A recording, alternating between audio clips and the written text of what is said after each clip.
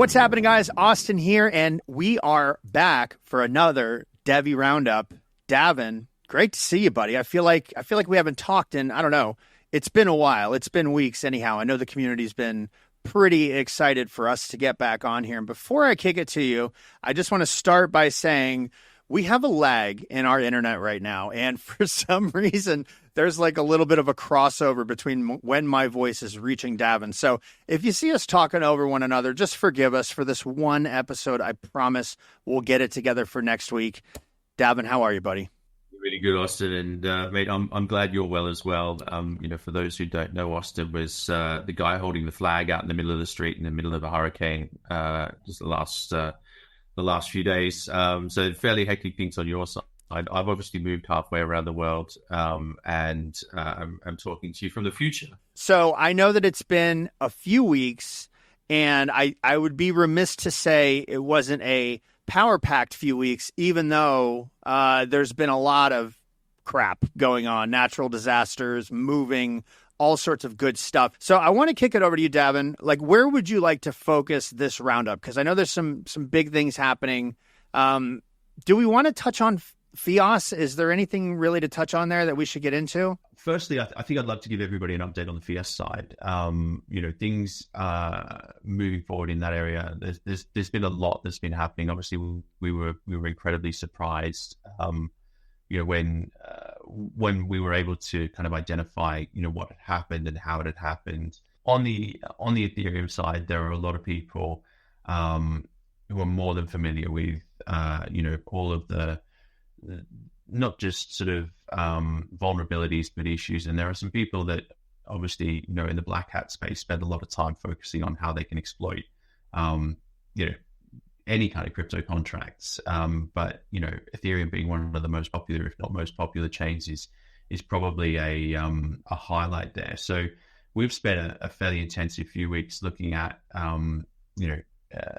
audits, and I'm talking forensic audits of the technology on that side, where the vulnerabilities came from, how we were exposed to the actions that took place.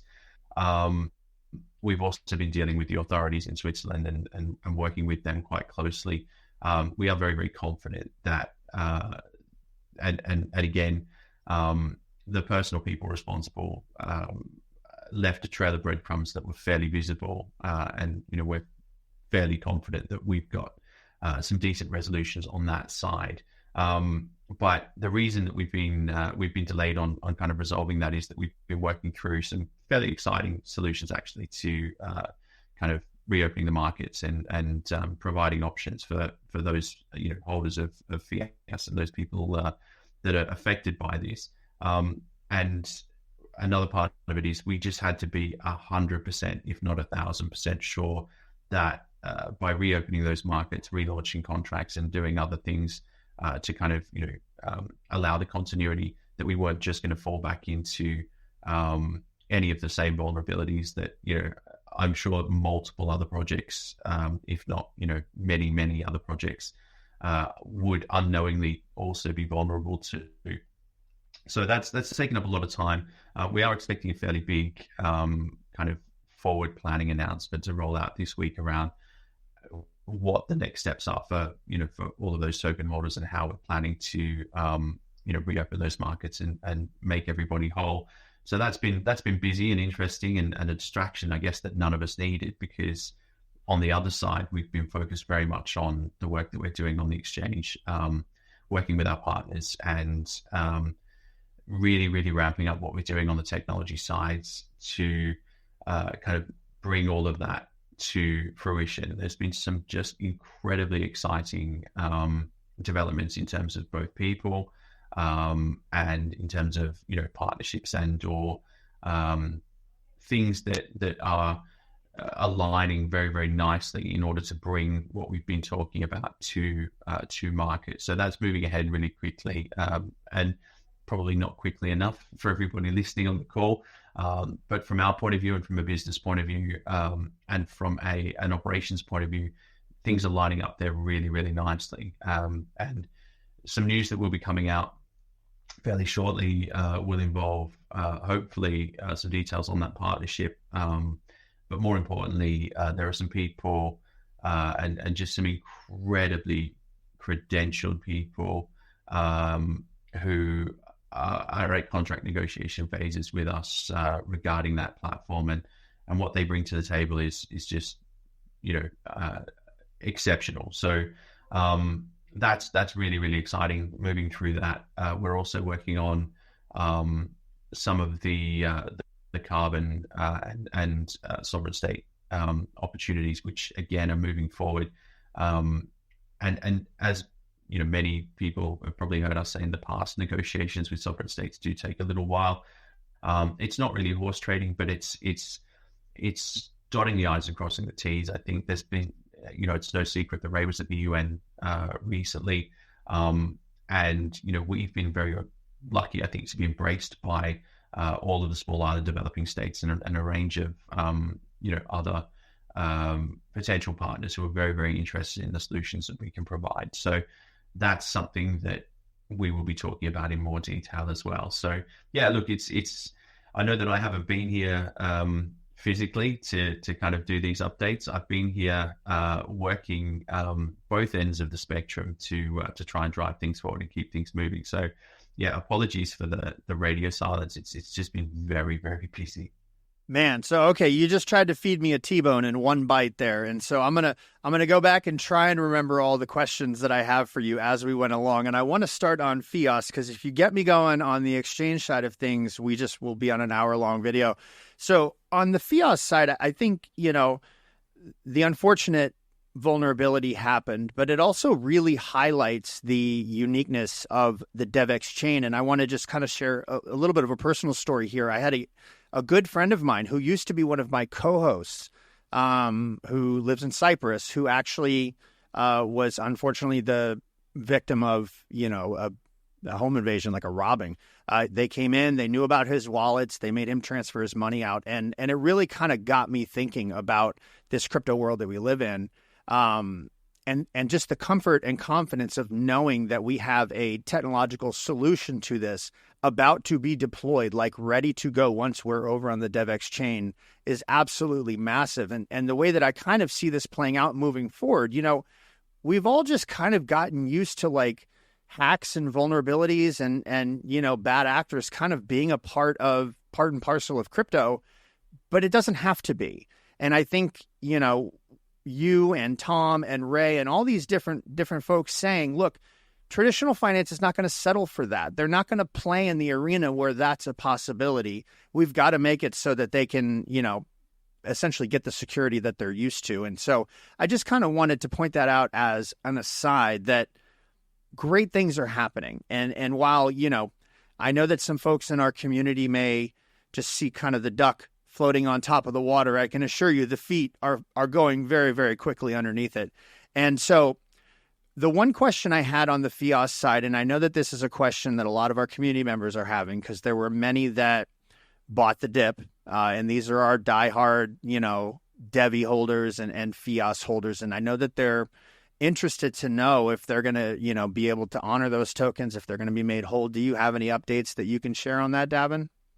Yeah, so we are working through all of the numbers at the moment, and obviously, we are potentially going to be drawing the line at when we were able to announce to the community, because we think obviously it's unfair for anybody who acted prior to us kind of creating any kind of notification that we were aware this was happening, and we were acting behind the scenes to prevent further exposure.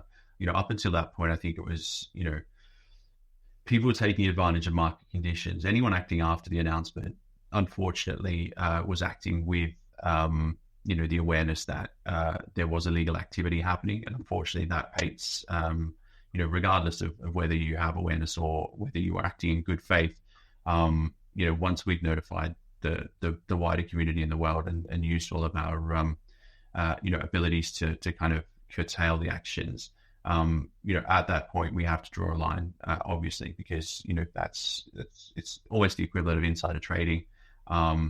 Again, we're prepared to take a hit on this. We know that that's the nature of things, and obviously we'll be pursuing the hacker or hackers, to the best of our ability, and so will the authorities. And whether or not we recover the funds, is irrelevant to our holders and users. We are going to continue to open the markets. We're going to continue to make people whole. We will do our best, on our side to mitigate those losses.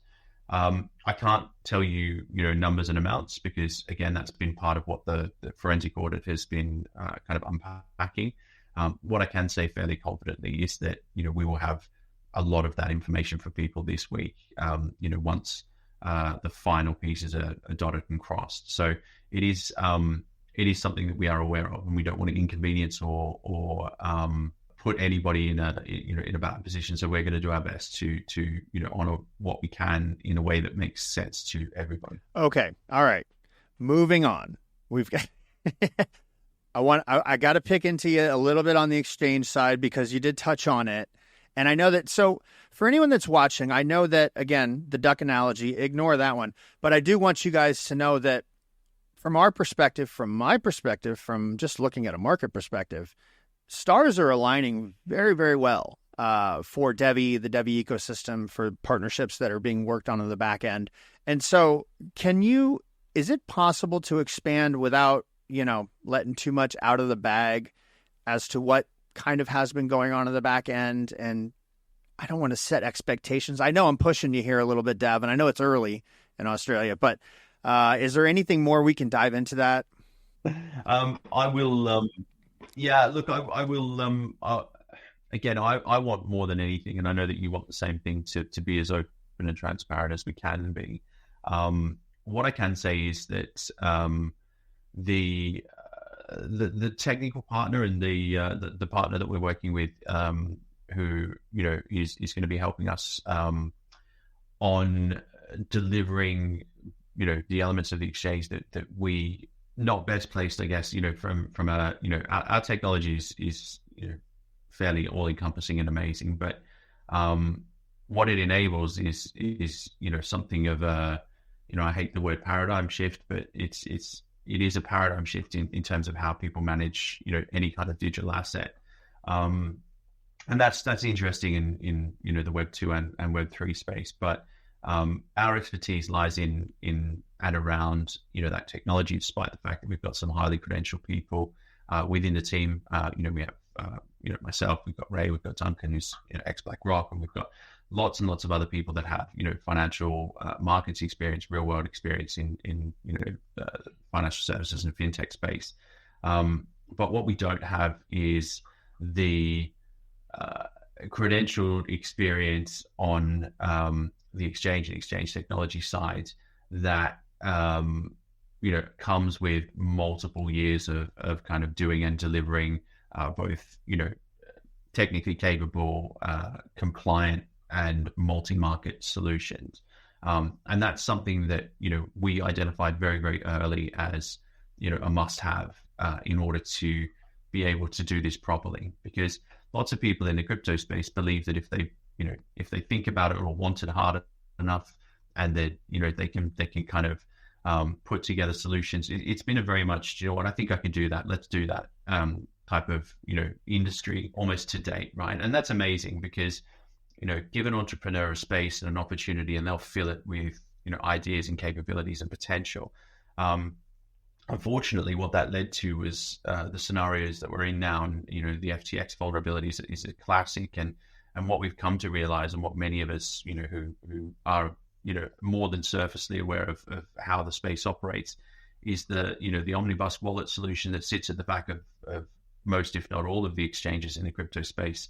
Effectively means that they are holding your assets, but more importantly, they're not exchanges by the truest sense of the word. These guys are all brokerages, effectively, who are matching opportunities with tokens they hold and then selling them on behalf of, or buying them on behalf of the holders.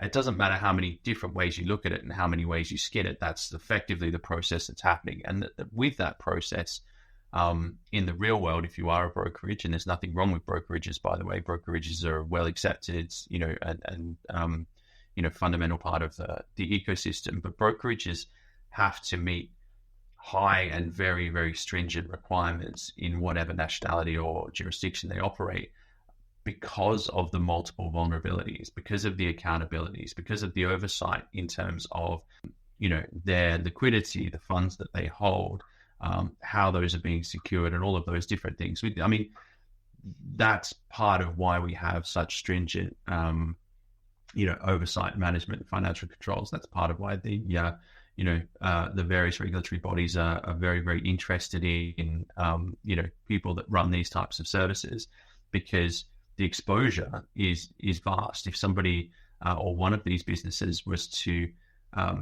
in the case of FTX or in the case of a real world business that were to be, massively exposed, or user accounts or people were to, lose tons and tons of funds in a regulated environment, there is a process where Federal Reserves and other banks will honor or match or make up, that, or to an extent they will cover those losses to a smaller extent. And that's a huge amount of risk and exposure for a government to have, right? Because they've accepted that if these people or businesses are operating within that regulatory environment, they have a responsibility for oversight for their citizens and everybody else. And so that's part of, what makes that a good system. On our side, on the crypto side, that none of that exists, and that's led to a lot of practices that are not in anyone's best interest, except for the businesses that are running the exchanges, because they can then generate revenue, et cetera. And there's a little bit of kind of, well, do you know what? It's an unregulated space.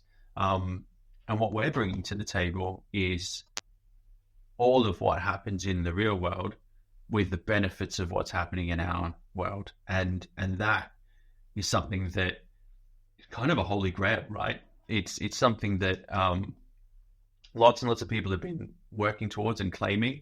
And yet when you look under the hood of these solutions, they're really just slightly differently skinned what's already happening solutions, right? There's not a lot, there's a lot of, while we can see people's intent to move positively into, what we're trying to do or what we are doing, there are a lot of compromises with all of the solutions that we've seen that are currently in the market. And that's not to say that they're bad solutions. That's not to say that these, but by the nature of the technology and by the nature of the way that they've gone about building the solutions, there are inherent flaws, which mean that you are making sacrifices as you move towards this goal of, greater transparency, custody, and other solutions, other things that make, a true exchange, a real exchange, exactly what it is. And it also enables the trust elements and all of the things that you talked about before in terms of, why are we just putting up with this stuff? So what we're doing is none of that. What we're doing is eliminating those risks. We're eliminating the issues that exist around ownership and custody, the issues that exist around how those exchanges are actually made, and we're basically enabling what would be the first true, exchange to operate not only in this space but in the Web 2 space as well. While there are exchanges and in the truest sense of the word, exchanges that operate in the real world, in the Web 2 space, the advantages that our technology can leverage in that space bring with them a whole different set of opportunities as well. And so really what we have is straddling both the best of both worlds, and that is just incredibly exciting. So I hope I've kind of answered your question without saying too much, because again, we are at crucial stages with the partnerships and the technology development, and it's accelerating. Yeah, you answered all of my questions. I'm reluctant to push you just because I know the stages that we're at, and I know that soon everyone's gonna have their hands full. So, all right, let's move on just a little bit to the sovereign states. You mentioned the small island developing states. You mentioned Ray at the UN conference. Anything we can touch on with that? Because I know that got a lot of people excited. And I think it's just such an interesting inroad that we have there. Genuinely very interesting. There's a lot of requirements on that side. They are very, very interested in finding solutions to some of the problems that are facing, not withstanding natural disasters and things that have, recently befallen you. But, these are things that happen in, it's a global problem.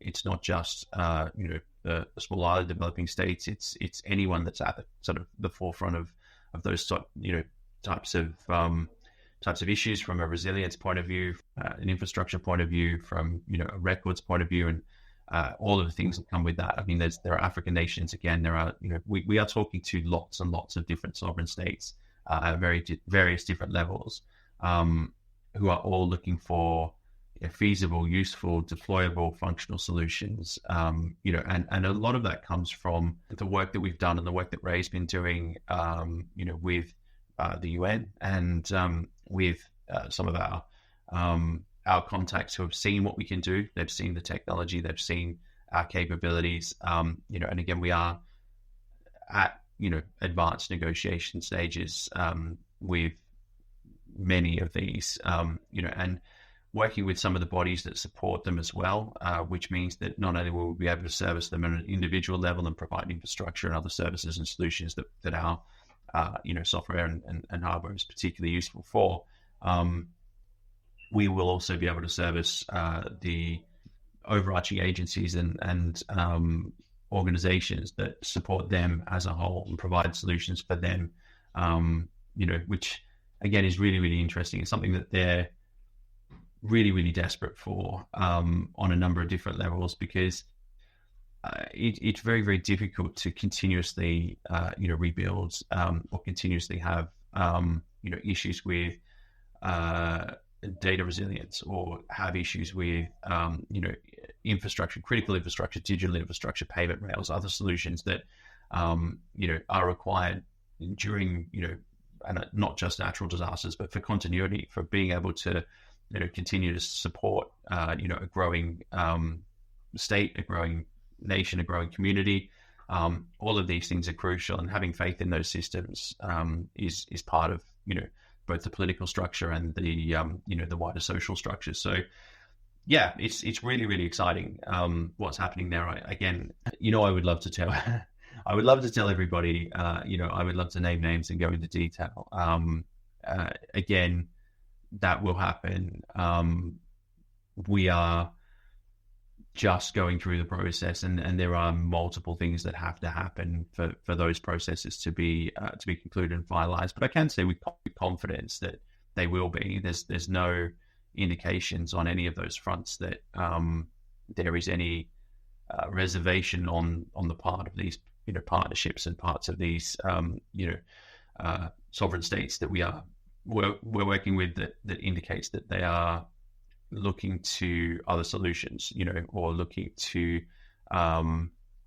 make the negotiations more protracted or difficult. It's just a case of working through the process. Amazing. And I just want to, I know that we've, to the community, I know that we've been doing a lot of content and speaking in generalities, and none of us wants more than the team to not be speaking in these generalities. But, we have such a cool community. We have such a diehard level of, token holders and believers and Illuminatus and all of the UK group. I just love those guys. But anyhow, you guys deserve what's coming. And I just am so excited for everybody in our community to finally get it unveiled as to, more of the complete, not even the complete picture, but more of the complete picture of what this is going to look like. And I'm excited to celebrate in person with all of you guys. Davin, I think we've probably had one of our best roundups ever, even though we have a little bit of a lag. Thank you so much. It's so good to be back on with you, man. Look forward to next week and hearing where we are then, man. Absolutely. And again, thank you. Thank you so much, buddy. My name's Austin, and I will catch you guys on the next live stream. I overtalked you, Davin. I'm so sorry, man. I didn't mean to do it. That's it. I'm going to get us out of here before I do it again. Bye.